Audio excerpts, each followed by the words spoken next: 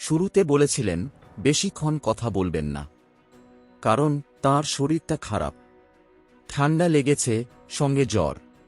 101 degree জ্বর নিয়েই এসেছেন জানিয়ে কথা বলতে শুরু করেছিলেন মুখ্যমন্ত্রী মমতা বন্দ্যোপাধ্যায়।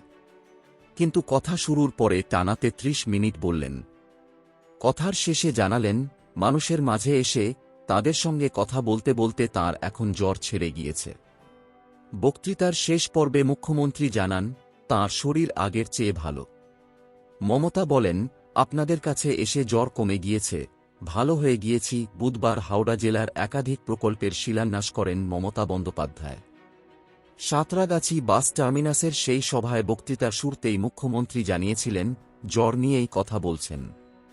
তবে এ কথাও জানিয়েছিলেন, বৃহস্পতিবার রাজ্য বাজেট রয়েছে, তার আগে একদিনেই ঠিক হয়ে যাবেন। এদিন হাওড়া জেলা জুড়ে প্রায় 700 কোটি টাকা ব্যয়ে বিভিন্ন প্রকল্প উদ্বোধন করেন মমতা, যার মধ্যে রয়েছে জল এবং সড়ক পরিবহন ব্যবস্থার উন্নয়ন, নতুন দমকল ভবন নির্মাণ, 3টি বৈদ্যুতিক সাবস্টেশন তৈরি, শিবপুর স্নানঘাটের সৌন্দর্যায়ন, হুগলি এবং রূপনারায়ণ নদীর পাড়ের সৌন্দর্যায়ন, হাওড়া জেলা হাসপাতালে সিসিইউ শয্যা, আমতা গ্রামীণ হাসপাতালের 240টি নতুন শয্যা উদ্বোধন। এছাড়া ঝাড়গ্রাম, পুরুলিয়া, ডায়মন্ড হারবার এবং শিলিগুড়িতে কম ভাড়ায় থাকার জায়গা, বসিরহাট এবং সাগর দত্ত মেডিকেল কলেজ হাসপাতালে নাইট শেল্টার। এইসব প্রকল্প সম্পর্কে বলার মধ্যেই কেন্দ্রকে আক্রমণও করেন মমতা।